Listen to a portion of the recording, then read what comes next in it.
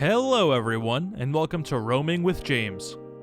Today we're checking out the new Amtrak Avelia Liberty, starting right here at the Moynihan Train Hall in the heart of New York.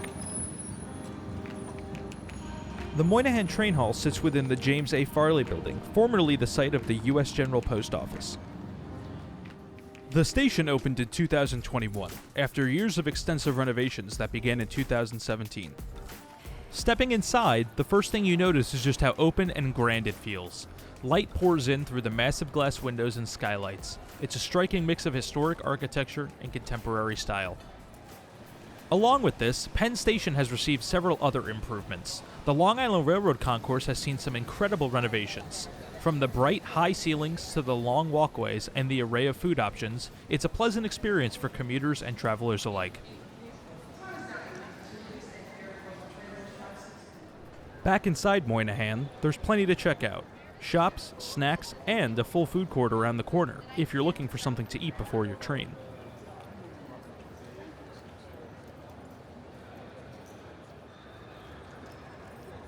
Our train doesn't depart until 10 a.m., and Amtrak's Metropolitan Lounge is the perfect spot to hang. First-class customers can spend some time here before boarding their train.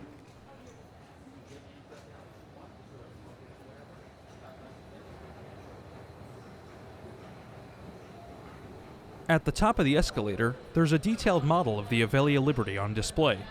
A nice preview of what's to come before seeing the real thing.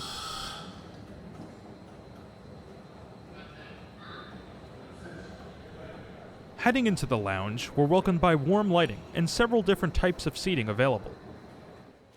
The contemporary styling gives the lounge a very cozy feeling. At the bar, several different alcoholic beverages are available for purchase. Food and snack items, as well as several non-alcoholic beverages, are complimentary, included with your ticket.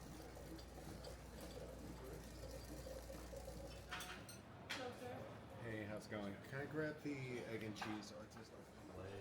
I took the opportunity to choose a seat on the balcony of the lounge, which offers an incredible, breathtaking view of the headhouse below. I decided to grab a quick snack, starting with a blueberry muffin. After taking in the views of the train hall, I went back for a pumpkin donut and a mixed berry scone. It's nice to see Amtrak trying to keep the options in line with the time of year. Looking at the screen, I could see our departure was delayed about 20 minutes past the original time. Delays like this seem to be fairly common right now, as crews and maintenance teams get more familiar with the equipment and operations of the Avelia Liberty. It's time to board, so let's head downstairs. This train to Washington seems very busy, a good sign for Amtrak's newest edition. Today's departure is from track 12. It's always exciting to see a fresh addition to Amtrak's fleet, especially one that represents the future of high-speed travel in the Northeast. As we reach the bottom of the escalator, we get our first glimpse at the Avelia Liberty train set. We're traveling in first class today, and it's the first car as soon as you exit the escalator. Thank you. Upon entering the train car, the first thing you're greeted by is the restroom. Walking down the aisle, you can see the train is already very busy. Our seat today is 4A, a single seat facing the opposite direction of travel. The seat direction is a small detail, but important to look for when booking your travel. About 20 minutes past the original time, we begin our departure from Penn Station.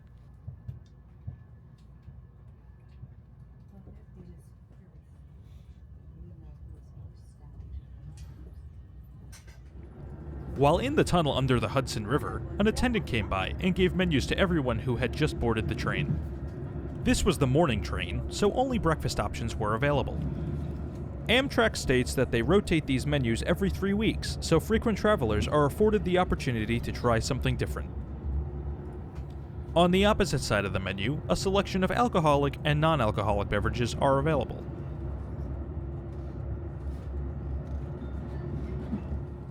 As we exit the tunnels, we're greeted with some great views of the New Jersey Meadowlands. Shortly after, the attendant came by and offered me a bottle of Fiji water. On the windows of the train, Alstom, the manufacturer, has done a great job of making it clear who has manufactured the train set. In the seat back pocket, a pamphlet gives some information, such as the route map and amenities on board. An important upgrade to these train sets is the enhancements to the onboard Wi-Fi. Amtrak has placed a large priority on improving internet connectivity for business travelers. I was able to obtain speeds up to 100 megabits per second, both up and down, depending on location. Shortly after departure, we're coming through Newark Penn Station. This train doesn't stop here and instead stops at Metro Park, another station in New Jersey. Up until this point, we've sort of been at a crawl. The Acela doesn't really begin to pick up speed until after Metro Park. We do briefly hit about 110 miles an hour between Newark and Metro Park, but shortly we'll be slowing down.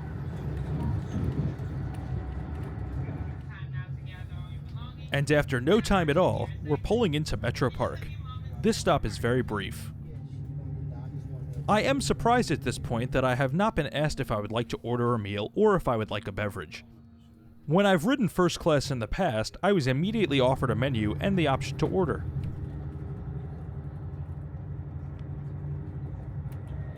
Once we departed Metro Park, the attendant finally came and asked for a drink order. I ordered a Coke Zero. The glass comes with some nice Acela branding on it. I think drinking from a glass like this somewhat enhances the experience.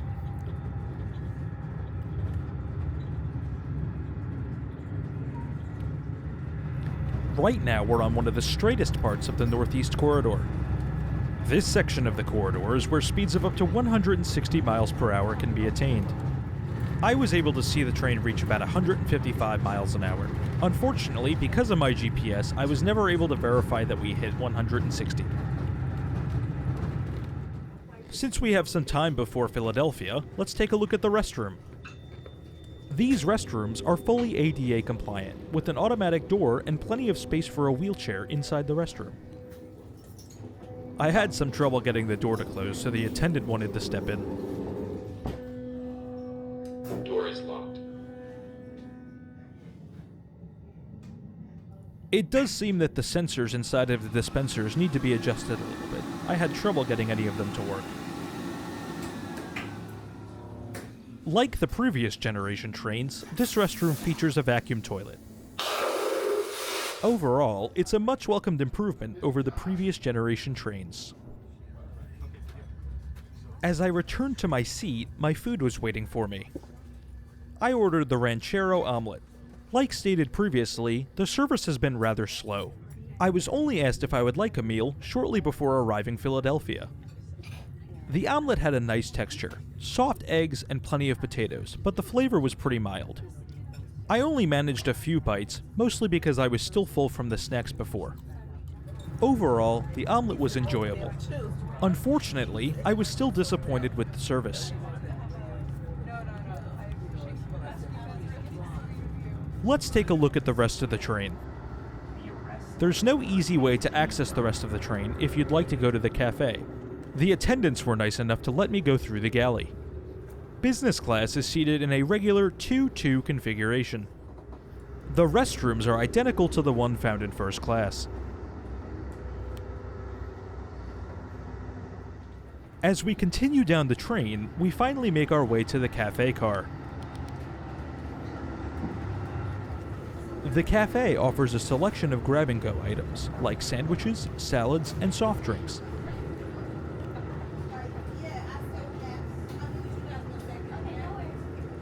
A self-checkout system is evident, but does not yet seem to be operational.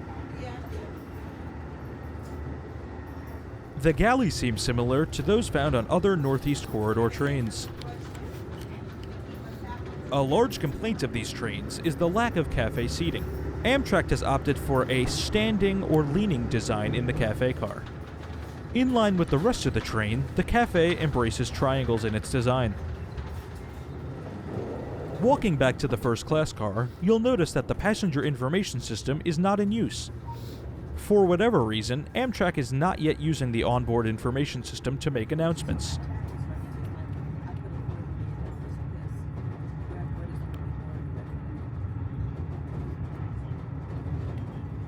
Just 90 minutes after departure, we arrive at our 4th station stop, Wilmington, Delaware.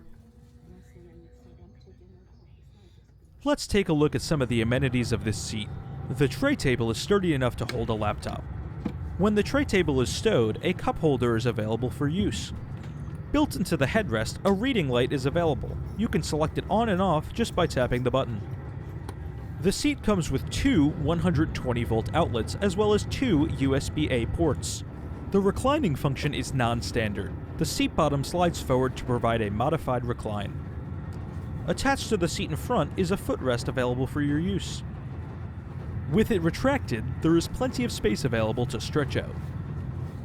The window shade is much improved over the prior generation Acela trains.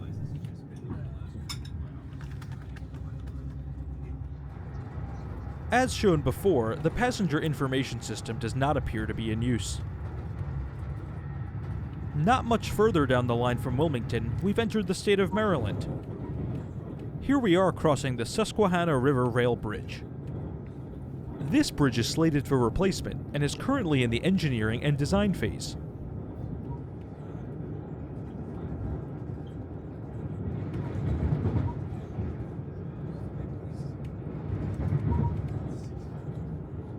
Almost an hour after receiving my first beverage, the attendant finally came around to offer me a second.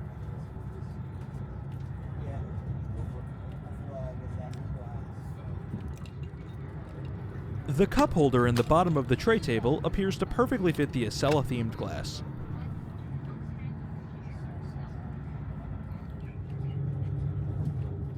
We're getting very close to our final destination of Baltimore today.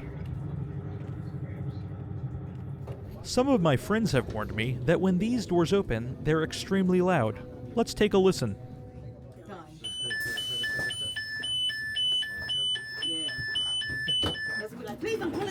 That wasn't too loud, but let's take a listen to see how the train sounds as it departs Baltimore. Thank you, you too.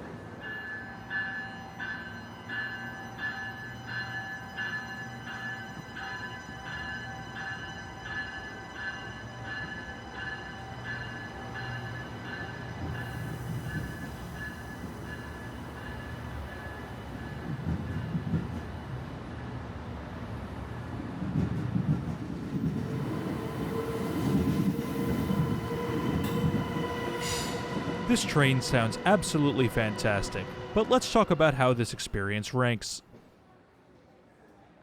For this journey, I paid a total of $268. That's to travel 169 miles at a cost of $1.61 per mile. For comparison, the lowest fare for a Northeast Regional train I could find was $35. That's a cost of 21 cents per mile. The Northeast Regional is not a premium product, so this makes sense. Let's get to scoring this trip. The Amtrak Metropolitan Lounge was extremely comfortable and had a great selection of food and beverage items. It ranks high with 10 out of 10 possible points. I have heard many complaints about the seats on this train set. However, I found the seat very comfortable. The recline is not as good as the previous generation, but the seat is still comfortable. For that reason, this seat gets 7 out of 10 possible points. The food and beverage on board were very good.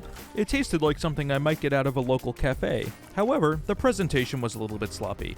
It gets an 8 out of 10. And lastly, the service. The service I experienced was not what I would expect from a product in this category. I felt like I was ignored and barely given attention. I have no choice but to rank this a low 3 out of 10. My ranking system follows a value per dollar model. The total of points attained is divided by the total categories available. This score is divided by the total fare divided by 100. This calculates the points per $100 spent. The higher the score, the better the value. Let's apply this logic to the final ranking. We had a total of 28 points with a total of 4 categories. That leaves us with 7 experience points. If we do the math to find the value per dollar, that gives us 2.6 points per $100 spent.